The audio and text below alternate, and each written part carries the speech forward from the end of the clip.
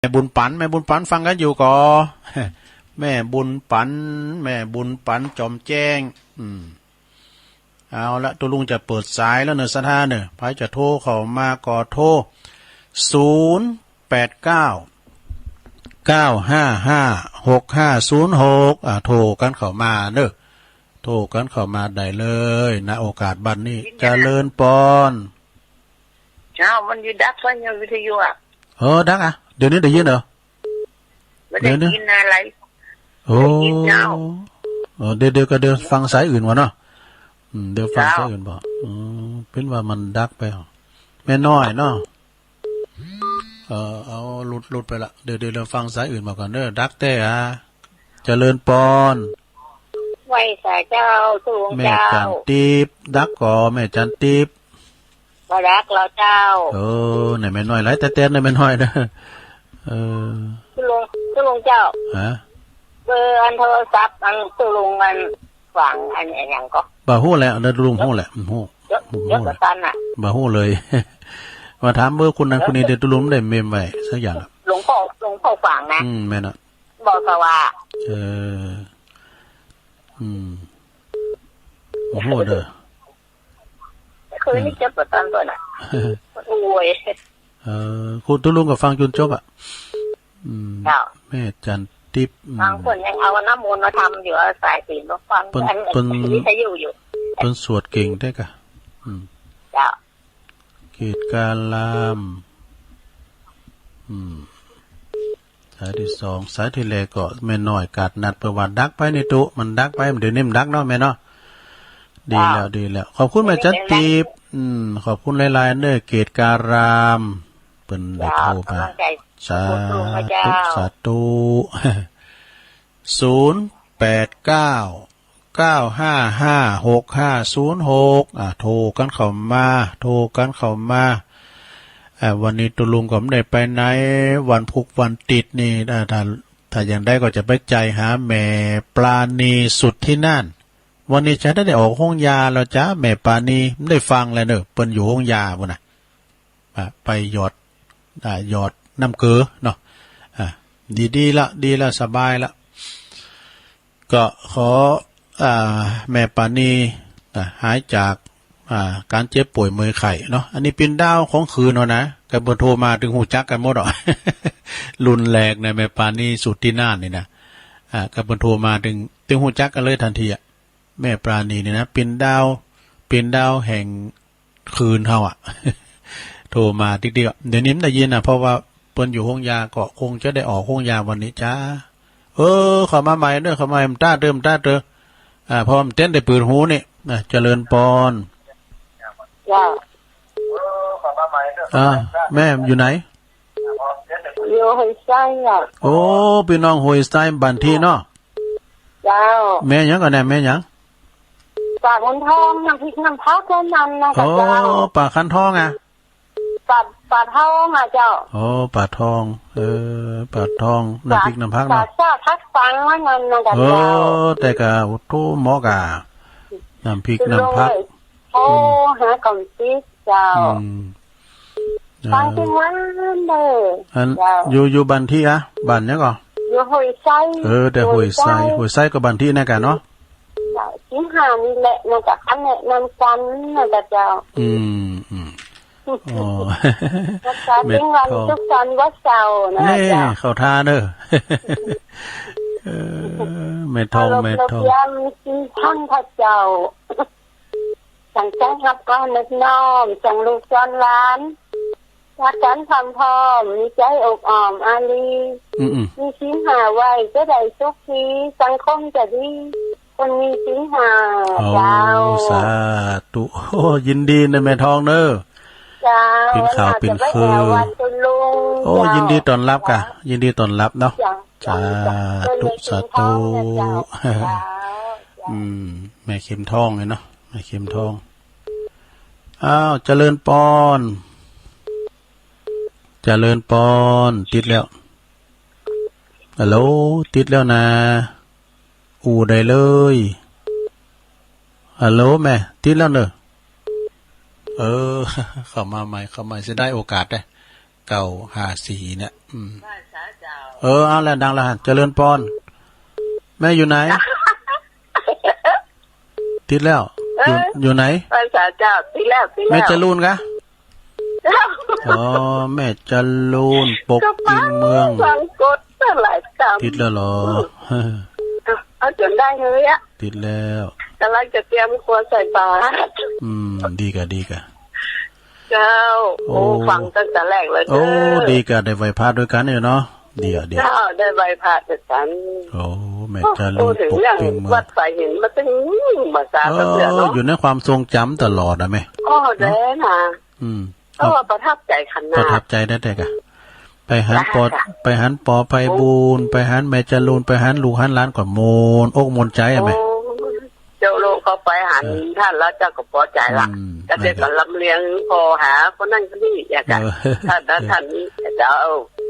อะไรเจ้าเพิ่นดูบ้างเนาะขอบคุณแม่จรูนหนักๆเด้อเจ้าสาธุแม่จรูนปกปิงเมืองนะเจริญพรสายต่อไปกราบนมัสการไวสารหลวงพ่อมานิดชีวิตนี่อยู่กับการฟังเทศฟังธรรมและฟังเพลงที่เป็นสัจธรรมเนาะโหมไผ่โหมมันน่ะเนาะผมมันได้2อย่างถ้าฟังเป็นธรรมะได้โน้ตอ่ะก็ผมจะยกตัวอย่างที่ลุงเปิดเพลงแต่ทีเนาะอย่างดาวลูกไก่เนี่ยมันตายเพราะทุดงนะเนาะแต่จุดประสงค์คือทดแทนข้าวน้ำเปลี่ยนสองตายายให้กินเนาะวันนี้ละเมื่อคืนเนี่ยมันก็พูดสอนลูกสอนเต้าอยู่ด้วยกันหักกันเหมือนพี่เหมือนน้องป้องกันเหมือนกันเหมือนเจ้าตัวใหญ่สายสวัสดิ์เหมือนคนเฒ่าที่เพิ่นก่อนที่เพิ่นจะสิ้นชีวิตอย่าเกี่ยวกลาดน้องๆเพิ่นจะห้องลูกห้องเต้ามาลูกอยู่ด้วยกันจะไปเถียงจะไปจังหักกันแป้งกันอย่าเนาะแล้วอันนี้ในทำนี่นะทำดาวีไก่น้อยนี่เพิ่นจะเทศเป็นนี่เป็นนะลุงผมเนี่ยเป็นองค์เทศควรจะถ้าแต่ว่าถ้าถือว่าถ้าเดือนขึ้นเดือนวนประมาณสักทุ่มปลายนี่นะถึงดาวถึงเดือนขึ้นเนี่ยทำผูกเนี่ยคือทำดาววีไก่น้อยเนี่ยผมจะเทศถ้าหมอก6 โมงในเดือนนี้เป็นเขาจะเทศอันนี้ส่งทางพัฒน์โลกในสัจธรรมของดาววีไก่น้อยนี่ก็คือใจประเสริฐลูกไก่ได้เกิดเป็นดาวเนาะแม่น่ะมันเป็นไก่ในเฮาบอกว่า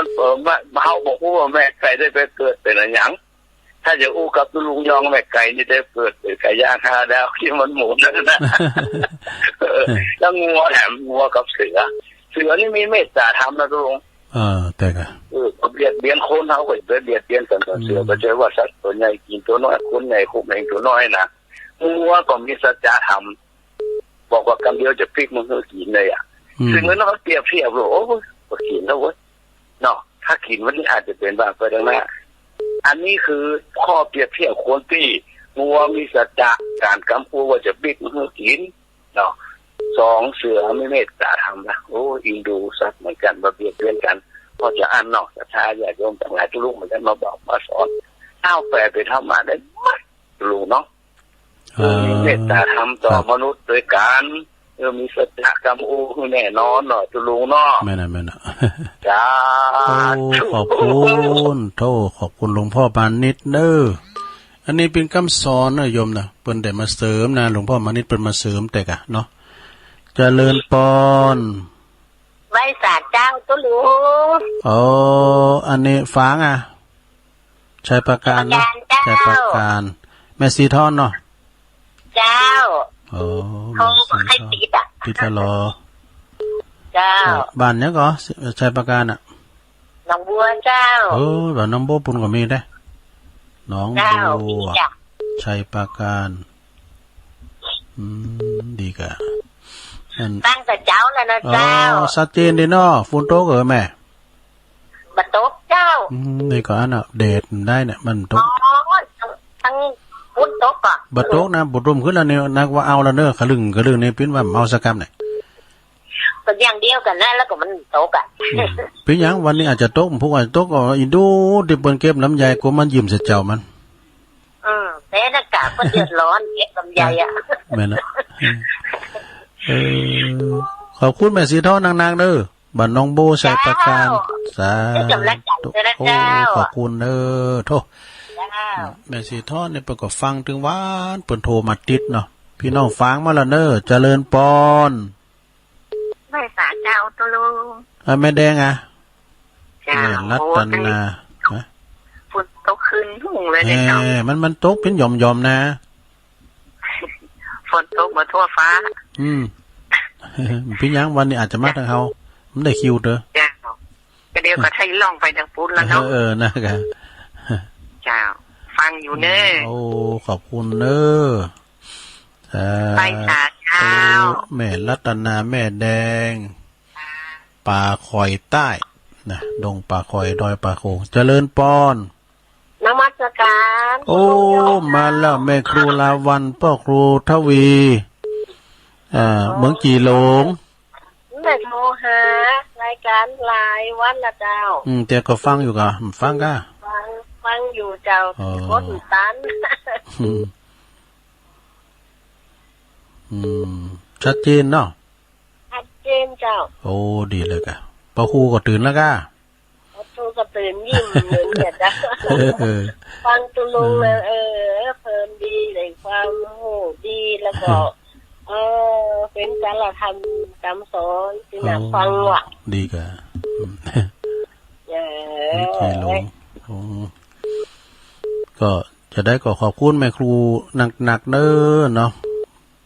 แม่ครูลาวันเปิ้นเกาะพี่ว่าเดิมอยู่พี่ก็อยู่บ้านกองพี่ก็ซกท่าพี่ก็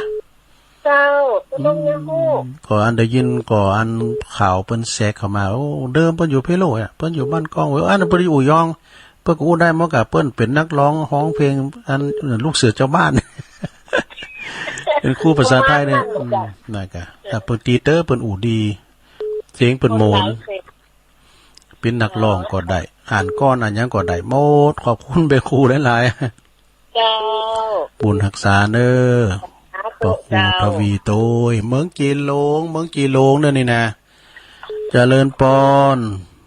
เมืองจีหลงก็แม่ครูปอครูท่านปอครูปัญญาเนาะครูบาปัญญายายพ่อนะใช่กะ สุงค่าตุลุง ฮะ หมายถึงค่า โอ้แม่สุงคาแม่สุงคาแม่อยู่ไหนแม่ โหฝายค่า โหฝายเนาะโหฝายฝางอ่ะ เจ้า แม่หยังไม่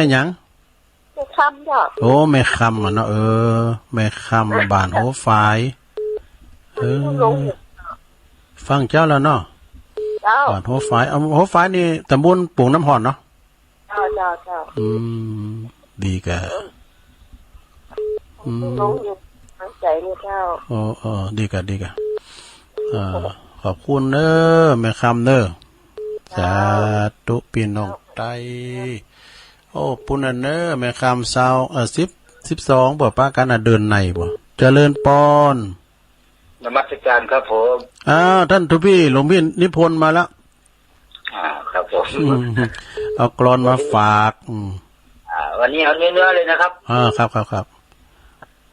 หากมนุษย์อยู่ดินทาว่าคนอื่นยามเดินยืนนั่งนอนสังวรอยู่ควรขจัดโลภโกรธหลงในตัวกู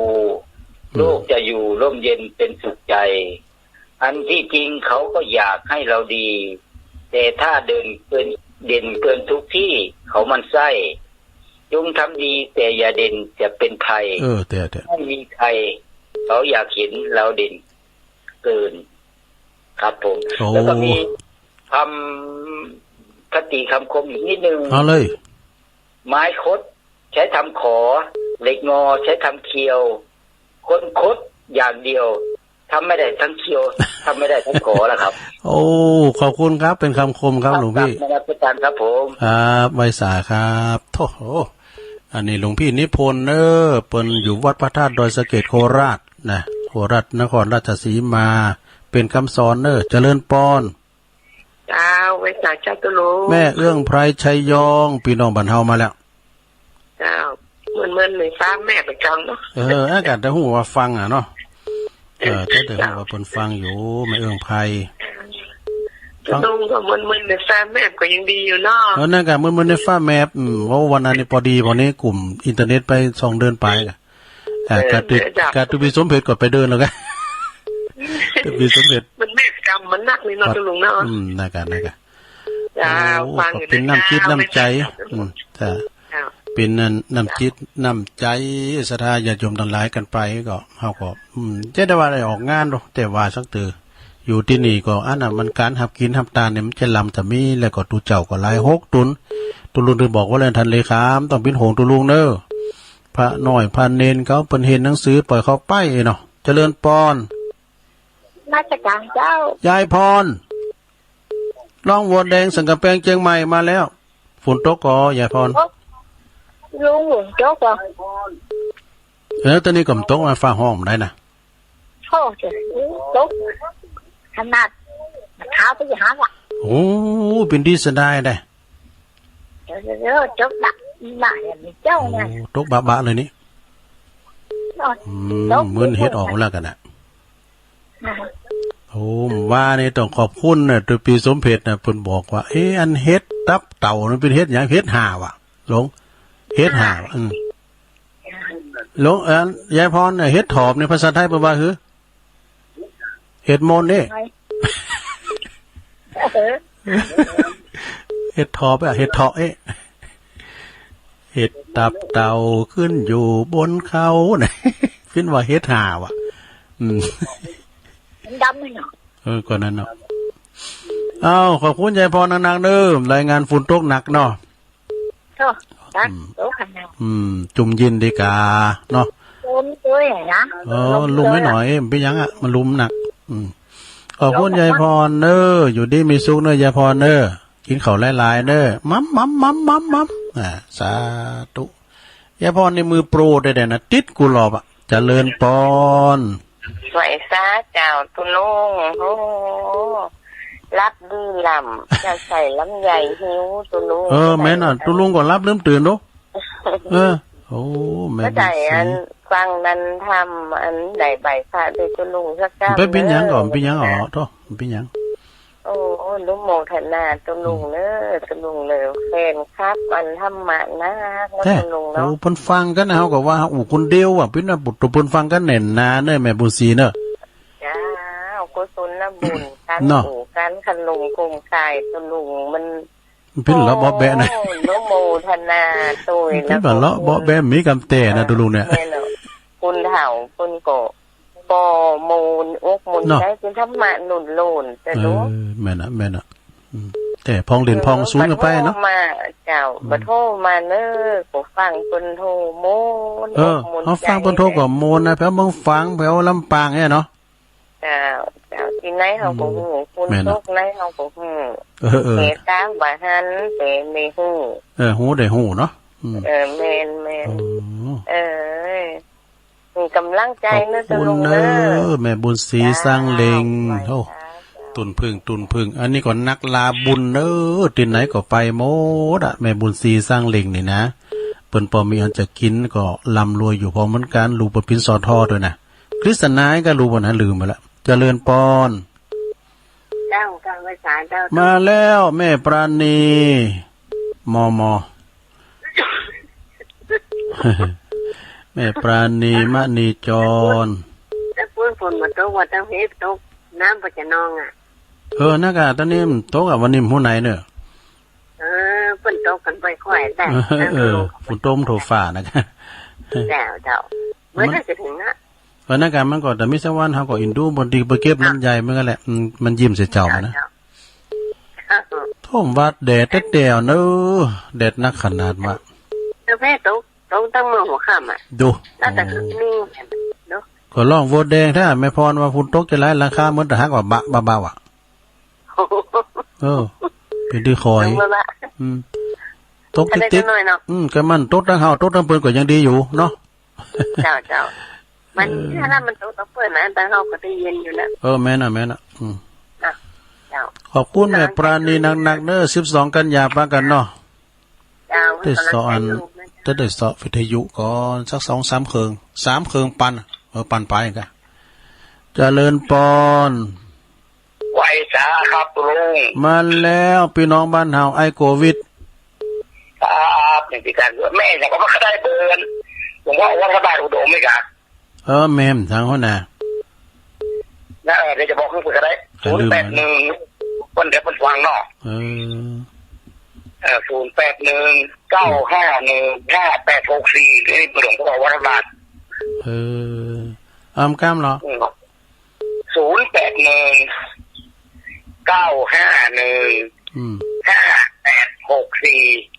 ของผมนี่จะมีนี่ประมาณ30กว่าตนที่ผมเมมไว้หมดของมันถ้ารายการนะตัวลุงมันเขาต้องเมมไว้ฮะตัวลุงเราไม่ก็มีแค่ปโทรมาเดียวนะลุงอ่ะผมจำไว้ในสมองบันทึกไว้ในสมองแล้วเนาะครับเมมไว้ในโทรศัพท์ที่สมุดเก็บตัวลุงก็อ่านบางทีอยากจะอ่านเพื่อนจะโทรมาถามนะครับเลยได้บอกเขาเพื่อนแต่ก็ดีแล้วอันนี้ก็เป็นตัวจุยดูโทษตัวลุงนี่มันได้จำนะเพิ่นถามมาก็จำนะว่าก็น่ะแม่เพียนบอกเหรอเบอร์นี่มันแน่นอนเลยอ่ะเบอร์ของงานแม่ปานีฮะบางลูกบางตนเพิ่นก็บาได้บอกเกี่ยวมันกับตัวลุงแล้วกับพระอาจารย์มันโยงเงี้ยนะครับก็เดี๋ยวจะบอกเพิ่นนำคำนึงไอ้จะใครได้เบอร์โทรหลวงปอเนี่ยเกมปากกาไว้เด้อก็เดี๋ยวตัวลุงจะบอกทำคำนึงนะเนาะขอบคุณไอ้โควิดหนักๆเด้อครับจะไปโหนยาวไงอยู่ตรงนี้สาธุไอ้โควิดดอยหลังถ้ำเกมปากกาไว้เด้อก็จะบอกเบอร์โทรหลวงพ่อวัดพระบาทอุดมธรรมกรรมน่ะเกมไว้ก่อนเจริญปอนสวัสดีเจ้าลุงแม่ตู้บันล่องเจ้าแม่ตู้โบตำบุญฝนตกก่อนแม่ตู้ตันบัดตกเจ้าพอขึ้นผ้าขึ้นฝนเนี่ยนั่นน่ะเหมือนกันนะบัดตกมันฟ้าห้องบัดได้บัดได้โทรหาหลายวันน่ะโทรมาพ้องกาจะได้ฮู้ว่าเพิ่นฟังอยู่เดี๋ยวมาเฮาก็พังแต่ว่าเฮาอันไว้คือโทรก็เฮาพังเฮาก็โทรอยู่แค่น่ะว่ามันสิโทรหาทุกว่านี้ดีแล้วจ้ะโอ้ขอบคุณแม่ตู้เด้อสาธุแม่ตู้บันล่องรู้เปิ้นมาเป็นป้ายเพิ่งเคยเนี่ยเนาะเราเป่าเราป่วยน่ะเจริญปอนเจ้าไว้สาเจ้าโอ้โหแม่น้อยโพสต์มาเบอร์16อ่ะนะลูกเอาว่าไปเลยแม่น้อยเจ้าอันตะเกียน103.5เพิ่นดับกันก่อฮู้เนอเดี๋ยวใหญ่ๆเลยมาฟัง98น่ะ103.5มันดับแต่104นี่ดังอยู่เดี๋ยวมันดังกอยมันสัตว์กินมันเก่าเฟดเนาะเจ้าอันไม่ไหนก็โทรหรอกคนนาทีตายนะเจ้าสวัสดีเจ้าผู้ฟังตั้งหลายจึงยินจึงใจเช้าทีหนุ่มเฒ่าโรคโคโรนาพิษมาอย่างเก่าป้องกันเนื้อเจ้าหนุ่มเฒ่าตั้งหลายอเมริกาจึงป่วยจึงตายเป็นเซนไล่โลเจ้าประเทศไทยเฮาป้องกันอย่างเก่าอดเอากันเจ้าเนินนายใครติดน่ากินบ่หายก็ตายเหมือนกำทำนายที่ตายไว้เจ้าคนจะล่างโลกก็มีแก่เฒ่าก็มีแต่เจ้านากินเป็นกันซึ่งโลกทุกโทเห็นดิ้นลกหาหน้ากินบ่เว้นนะเจ้าประเดี๋ยวนี้นะพิกมาอย่างเก่าเตยุทธหนึ่งเก่า3โฮมโบไซศาสนาพุทธพี่น้องทั้งหลาย3โฮมโบไซนะเจ้าคือรัตนะตามดงเกี่ยวเก่าพวกของคู่เก่าเฮาเนอผู้ฟังตั้งหลายตกใจออกเนื้อไปละกันเนื้อพระสงฆ์องค์เจ้าเขาวัดเขาว่าไปรออยู่เฒ่าไปลืมกันเจ้ากินกลางหัวษาบุญจักคุ้มครองปกป้องรักษาพี่น้องเอา3มุมให้เจ้าตี3ตี4ก็มีแก่เฒ่าลุกกันเจ้าฟังยองฟังตุลุงยองจำยองวรรณกรรมนะเจ้าวันนี้กำว่าพัดว่านะเจ้าภาษาไทยเรียกว่าหมุนซ้ายหมุนขวาเจ้าไว้เจ้าสาธุขอบคุณแม่หน่อยเนาะโอ้เข้ามาใหม่เด้อเจริญปอนเจ้าตรุงอ๋อแม่เพนกะว่าไปเลยเจ้าแสงไฟสว่างตาแสงธรรมะสว่างใจสว่างตาได้แสงไฟสว่างใจได้แสงธรรมเจ้าฟ้าชัดเจนในสองตาตรุงเด้อชัดเจนเนาะขอบคุณเด้อแม่เพนเด้อเจ้าว่าเจ้าตูอ้าวเบอร์โทรหลวงป่อเกมปากกาเด้อเจริญปอนใช่เจ้าตรุงอันนี้ตันใดจ้าแม่ต้นเปาเจ้าโอ้แม่อาเลียจ เจ้าบุตรได้ฟังแล้ว แม่อารีต้นเปาเจ้าธรรมะคลายเครียดเนาะต้นเปาในสังกำแพงเนาะเจ้าสกพชัดเจนเด้อเจ้าชัดเจนดีเจ้าโอ้ดีแกฟังเจ้าแล้วเนาะเจ้าฟังตัวรับตัวอ่ะไปปิ้นอย่างก็ทำความลับหรอมันเป็นธรรมดาขอบคุณแม่อารีนักๆเด้อสาธุสดาญาโยมจดเด้อเบอร์โทรของหลวงพ่อพระครูสุจิตานุรักษ์นะเจ้าคณะอำเภอปุตเตนขึ้นแล้วเนี่ยนะ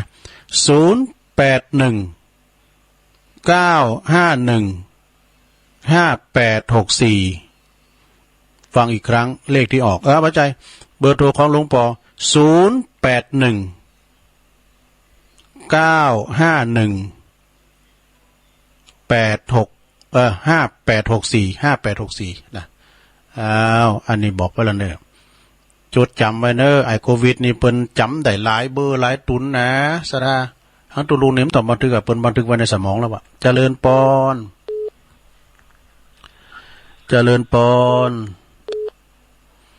อย่างโรคภัยไข้เจ็บก็เหมือนกันเนอะสดาญาโยมจะไปกาดตกเนอะจะไปประมาทนะรอบ2ไล่แรงเนอะก็เฮาอยู่กัน7 โมงนี่ทหารเปิ้นมายุ่งงานห้อยนี่ยุ่งงานปอยห้อยอยู่กัน7 โมงนี่อีเพนะป้องกันเนอะเจริญปอนอูได้เลยฮัลโหลดังแล้วแม่อยู่ไหนฮัลโหลฮะแม่นะกะเอาแห้งหน่อยชัดเจนดีเนาะฮะแม่อยู่ไหนลองแม่พันเจ้าแม่4,000ดูเนี่ยมันลำที่โชลองเนาะดีกะลองนี่สำหรับปีนั่นไหมเนาะเหมือนดีนะฟังตื่นมาจะเป็นพอดีเลยดีกะทำก้ามกับพัดหนาบนเนาะไว้เช่าตัวดีกะขอบคุณแม่4,000หลายๆเนอะที่ของหลวงพ่อจะคืนเนี่ยก็ฮะจะคืนที่หลวงพ่ออย่างท่านพระครูสุจิตานุรักษ์ที่ประดอบเฮ้ยแล้วนะที่เป็นมีน้ำมนต์นั่นเปิดสวดมนต์เปิดเตดน้ำเตดทำสวดมนต์นะขอบคุณแม่4,000เนอะร้องสารพีสาธุมันมีน้ำส้มปล่อยด้วยเนี่ยแม่น่ะมีน้ำมูลน้ำส้มปล่อยด้วยมีได้สายสิญจน์ตัวกะที่เบิร์ดลูกเป็นเกิดถึงจะ1นะคะยินดีนะเวลาตุลุงมดพอดีหอสาธุแม่4,000ลองสายเจริญปอนฮัลโหลสายที่19มีก่อ